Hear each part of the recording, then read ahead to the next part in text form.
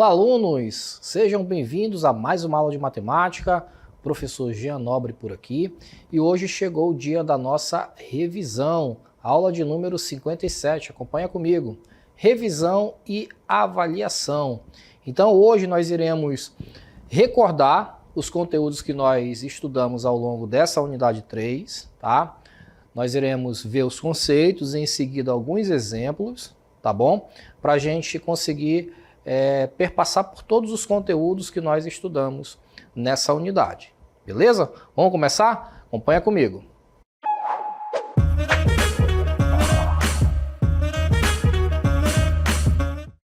Muito bem!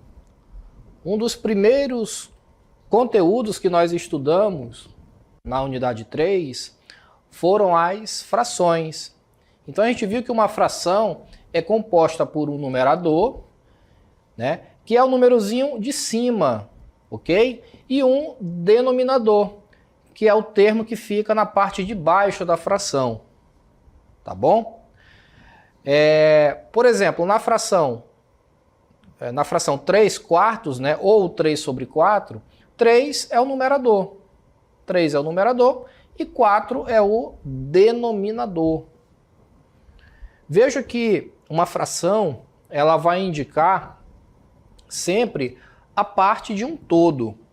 Então, nesse exemplo aqui, nós temos uma pizza, né? Veja que a pizza, quando ela não é consumida nenhuma fatia, né? Quando ninguém come nenhuma fatia, a gente tem 100% da pizza. Ou seja, nós temos o todo, tá?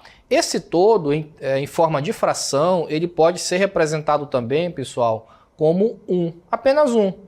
Isso porque esse 1 ele vai indicar 100% do total, ok? Por exemplo, nesse caso aqui da pizza, veja, nós temos 4 partes, certo? Ela está dividida aí em 4 fatias. Então, esse total, 4, será o denominador, ou seja, o número de baixo, tá certo? E aí, o número de cima, que é o numerador, ele vai indicar quantas partes eu tenho inteiras nessa pizza. Então, observa que, nesse caso, eu tenho as 4 partes ainda. Ninguém comeu nenhuma fatia. Então, eu tenho 4 partes. Ou seja, eu tenho um total de 4 partes, né? Desse total, 4 estão inteiras. Então, quando a gente divide 4 por 4, o resultado que a gente obtém é igual a 1. 4 dividido por 4 é igual a 1. Por isso que esse 1, que eu falei para vocês aqui, ele vai indicar sempre o total, 100%. Tá? Nesse outro exemplo aqui ao lado, observa que eu tenho a pizza dividida em 4 partes, certo? Então, o número de baixo, que é o denominador, vai indicar o total que eu tenho da pizza, 4, ok? Só que desse total, eu ainda tenho uma parte que falta ser comida. Então, eu tenho uma parte do total de 4, tá? Mas observa que esse 1, ele indica a parte que ainda será consumida. Se eu mudar a pergunta, se eu perguntar qual é a fração da pizza que já foi comida, então nesse caso a nossa fração será de 3 para 4, ou seja, das quatro fatias, 3 já foram comidas, tá? Então observa que a fração ela sempre vai depender do ponto de vista que você estiver analisando. Se eu estiver analisando do ponto de vista que falta ser comida ainda a pizza, então a fração que representa isso é a fração 1 sobre 4. Ou seja, do total de 4, falta uma fatia a ser comida. Agora, se eu quiser saber quantas já foram comidas, né, então a fração já será outra, será 3 em 4. Tá? Do total de 4 fatias, 3 já foram consumidas. Observa que quando eu somo essas duas frações, ou seja, quando eu somo 1 sobre 4 mais 3 sobre 4, eu obtenho novamente o total. Perceberam? Por isso que nós trabalhamos a adição de frações. Então, se a gente somar 1 sobre 4 mais 3 sobre 4, vai resultar quanto? 1, né? Isso porque os denominadores são iguais, e nós vimos que quando os denominadores são iguais, a gente soma a parte de cima da fração, né? Soma os numeradores, e os denominadores a gente apenas repete. Então, nesse caso aqui, ó, a gente vai somar 1 mais 3, que vai dar 4, 4 sobre 4. E 4 dividido por 4 é igual a 1, ó, tá aqui. 4 dividido por 4 é igual a 1. E 1 é 100% da pix, ou seja, a pix inteira novamente. Bacana? Vamos voltar. Então, esses foram os conceitos, né, de frações que nós estudamos. E aí nós vimos também a comparação. Como é que a gente compara duas frações? Então, para comparar frações com denominadores diferentes, devemos convertê-la para o mesmo denominador, tá? Olha esses exemplos aqui. Se eu perguntar para você qual é a maior fração dessas duas aqui, você saberia responder? Quem é maior? 3 sobre 4 ou 5 sobre 6? E agora, como é que a gente vai fazer essa comparação, né? Olhando assim, fica até difícil para a gente dizer, né? Eu, por exemplo, tenho alguma dificuldade, né, para dizer quem é a maior dessas duas frações aí. Eu preciso fazer algum cálculo mental para responder essa pergunta, tá? Mas existe uma forma da gente fazer isso rapidamente. Veja, multiplica aqui cruzado, ó. Então, 3 vezes 6, 18. Aí, multiplica cruzado aqui também. 4 vezes 5, 20. Quem é maior, 20 ou 18? Agora ficou mais fácil, né? Então, 20 é maior do que 18. Isso significa que essa fração aqui é maior. Ou seja, 5 sobre 6 é maior que 3 sobre 4. Olha essa letra B. Quem é maior dessas duas frações aí? Vamos lá? 2 vezes 6 é igual a 12. 2 vezes 6 é igual a 12. E 3 vezes 5 é igual a 15. Pronto, 15 é maior que 12. Então, 3 sobre 6 é uma fração maior que 2 sobre 5. Beleza? Então, é dessa forma que você vai comparar as frações, tá? Use esse método prático aí que não tem erro. Agora, vamos falar um pouquinho sobre as operações envolvendo as frações. Vamos começar com adição e subtração, tá? Eu dei o exemplo para vocês da pix agora há pouco, né? Então, nós somamos 1 sobre 4 mais 3 sobre 4. Veja que nesse caso, como os denominadores eles são iguais, então eu não preciso tirar o MMC, né? Fazer todo aquele processo para encontrar, para fazer o somatório das frações. Eu apenas repito um dos denominadores, somo os numeradores e pronto, acabou, tá? Então, nesse caso aqui, ó, o resultado é igual a 1. Mas observa que eu só posso fazer isso quando os denominadores forem iguais, ok? Tanto na adição quanto na subtração. Quando os denominadores forem diferentes, aí a história já muda, tá bom? Ó, os denominadores aqui nessa letra A, eles são diferentes.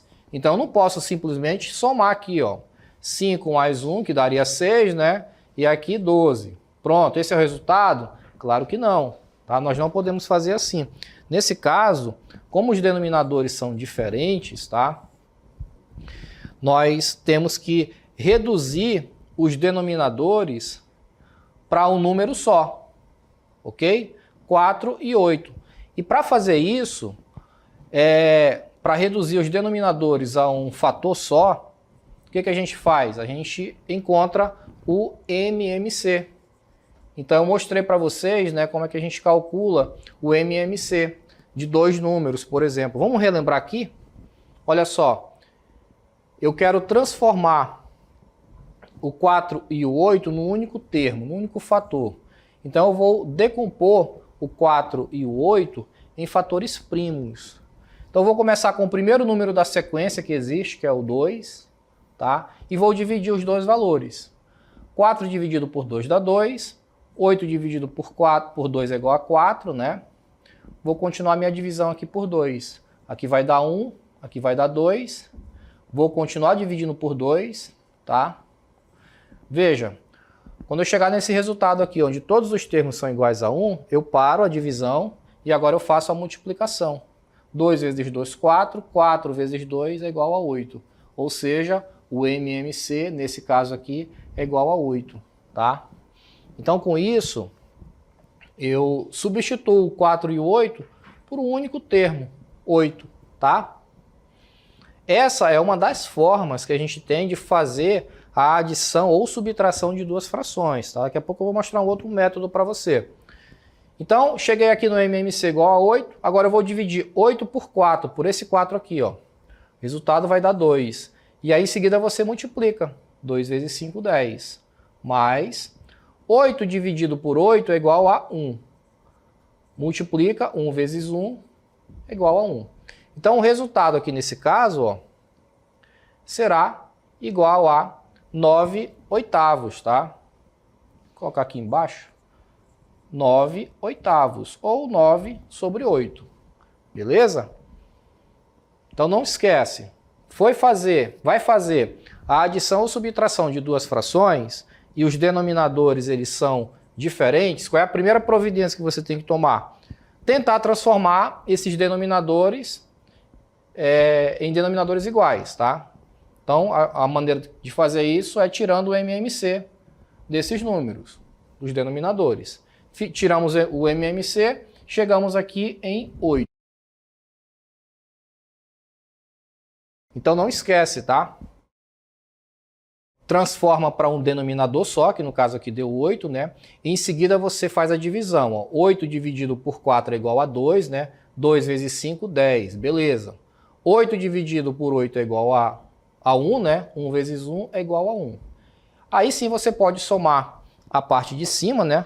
Vamos corrigir aqui, que o resultado aqui é igual a 11, tá? 11 sobre 8, beleza? Bom, essa é uma forma da gente trabalhar a adição ou subtração de frações. Existe uma outra maneira também, que é essa daqui, ó. É um método prático, tá? Vamos fazer a subtração de 3 sobre 4 menos 1 sobre 6.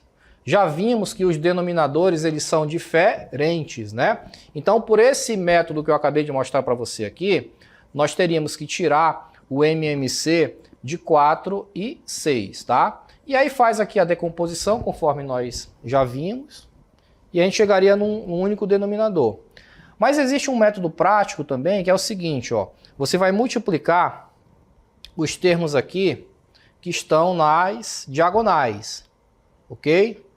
Então, 3 vezes 6 é igual a 18. 3 vezes 6 é igual a 18, menos, aí multiplica a outra diagonal aqui. 4 vezes 1, 4, ok? Então, 18 menos 4. O denominador, você vai multiplicar os dois valores aqui, tá? Ou seja, o denominador dessa segunda fração resultante aqui será o resultado da multiplicação dos outros dois denominadores. Portanto, aqui, 4 vezes 6 é igual a 24. Resultado, 18 sobre 24. Beleza? O que dá para fazer mais aqui é a gente simplificar essa fração. 18 por 24, a gente vai simplificando por 2, né? Até chegar numa fração irredutível. Ok? Então, observa, pessoal, tanto na adição quanto na subtração, tá? Nós iremos usar o método ou do MMC ou dessa multiplicação cruzada, tá? Faz a multiplicação cruzada, subtrai, né? 18 menos 4, vamos corrigir aqui novamente, que 18 menos 4 não é 18, é 14, né? Pronto. 14 sobre 24, ok? Na letra C, professor, a letra C está tranquila, né? Veja que todos os denominadores, eles são iguais. Então, se eles são iguais, basta eu repetir um deles, né, que dá 8, e fazer a soma ou subtração na parte de cima. Que nesse caso aí vai dar 3 mais 7, 10. 10 menos 5 é igual a 5, né? Ter cuidado aqui com a subtração de novo. 5 sobre 8, né? 5 sobre 8, beleza? Vamos seguindo aqui com a nossa revisão. Multiplicação e divisão de frações. E na multiplicação e divisão, como é que a gente resolve? Veja que a multiplicação é a operação mais simples que tem envolvendo as frações. Por quê? Porque a gente vai apenas multiplicar numerador com numerador, denominador com denominador. Então veja aqui, 3 vezes 5, 15, tá? 9 vezes 7, 56. Ou 6 vezes, 8 vezes 7, 56, né, professor Mário? Vai ficar 15 sobre 56, tá? Isso no caso da multiplicação. No caso da divisão, vai ser algo parecido, só que, como nós temos a divisão entre duas frações, o que nós temos que fazer? Vamos multiplicar pelo inverso da segunda fração. O inverso de 2 sobre 3 é 3 sobre 2, tá certo? Então, no caso da divisão, a gente repete uma das frações e multiplica. Veja que eu tinha uma divisão, agora eu tenho uma multiplicação. Multiplica pelo inverso da segunda fração, tá? E aí, no caso aqui da multiplicação, nós já sabemos como faz, né? Numerador com numerador, denominador com denominador. Ou seja, 7 vezes 3, 21. E 8 vezes 2, 16. Ok? Então aí estão as 4 operações envolvendo as frações. Adição e subtração, se os denominadores forem iguais, você repete o de baixo, soma ou subtrai em cima, os numeradores, tá? Multiplicação, basta multiplicar numerador com numerador, denominador com denominador. Fim de papo. No caso da divisão, você repete a primeira fração, inverte a segunda, e aí você inverte a operação também. O que era divisão passa a ser multiplicação. Bacana? Vamos seguindo. Agora a gente vai ver a transformação de números decimais em fração. Veja, observe os seguintes números decimais. 0,8. 0,8, meus amigos, é a mesma coisa que 8 sobre 10, tá? 0,8 é a mesma coisa que 8 sobre 10. E a gente faz a leitura desse número decimal da seguinte forma. 8 décimos, tá? 8 décimos. Olha o caso aqui do 0,65. Então a gente vai ler 65 centésimos, ok? Isso porque nós temos duas casinhas decimais depois da vírgula. Veja, décimo, centésimo. Olha o caso aqui desse terceiro tópico, 5,36.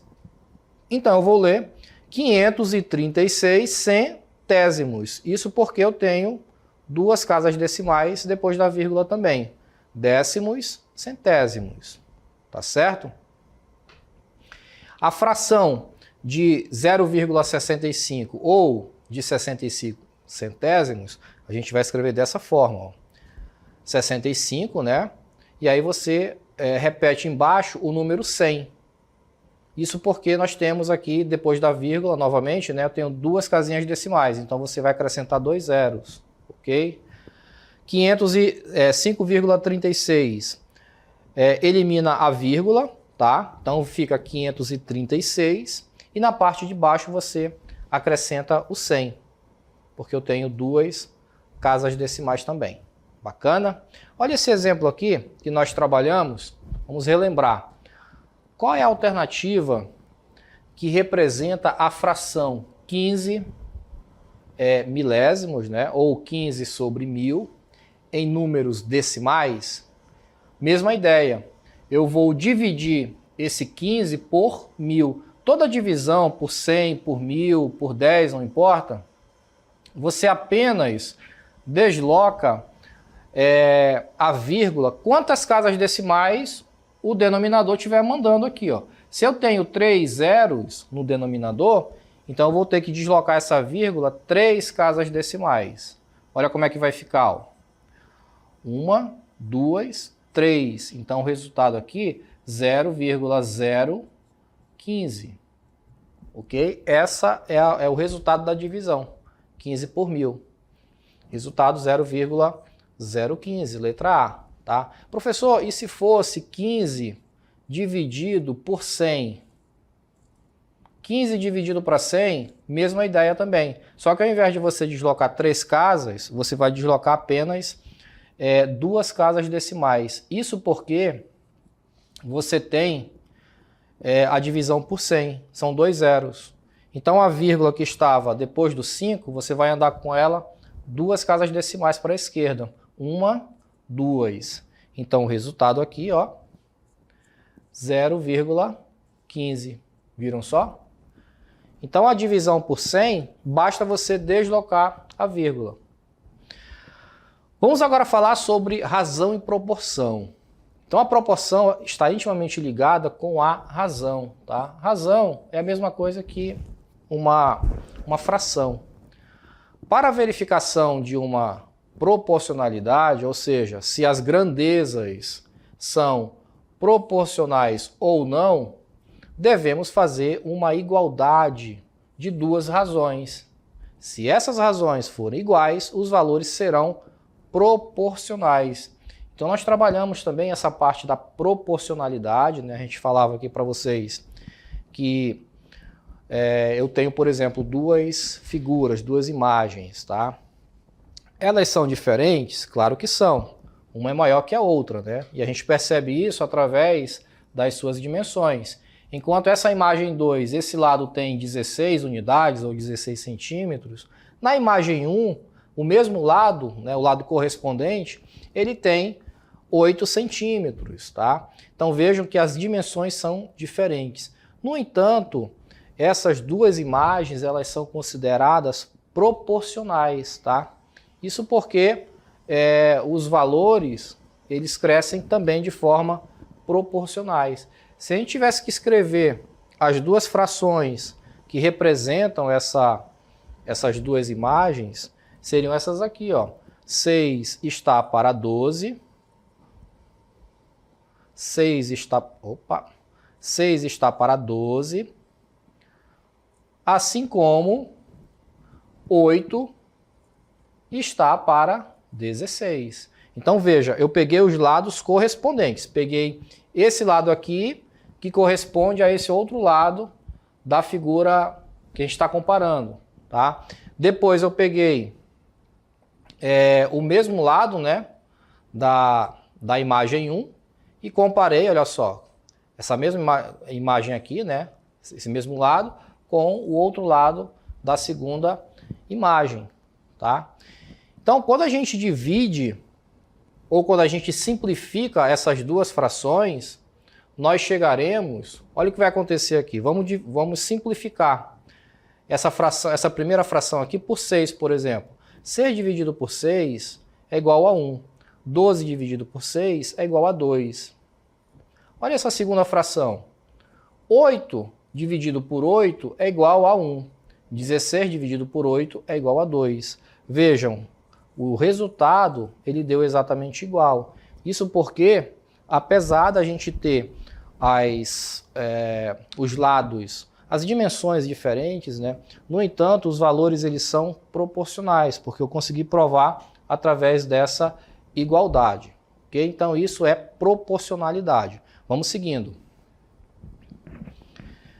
Aí aqui nós temos a comparação, né? Vejam que essas frações aqui, elas são equivalentes, tá? 6 sobre 12 é equivalente a 8 sobre 16, tá certo? Então, as duas frações, elas são equivalentes, apesar, novamente, né, dos valores aqui, das dimensões serem diferentes, mas quando a gente simplifica as frações, nós chegamos exatamente nos mesmos resultados, tá? Ou seja, 1 sobre 2 a primeira imagem e 1 sobre 2 também para a segunda imagem, tá certo? Então, pessoal, essa daí foi a nossa revisão. Espero que vocês tenham conseguido acompanhar e tirar todas as dúvidas, tá certo? E a gente se encontra aqui numa próxima oportunidade. Até lá!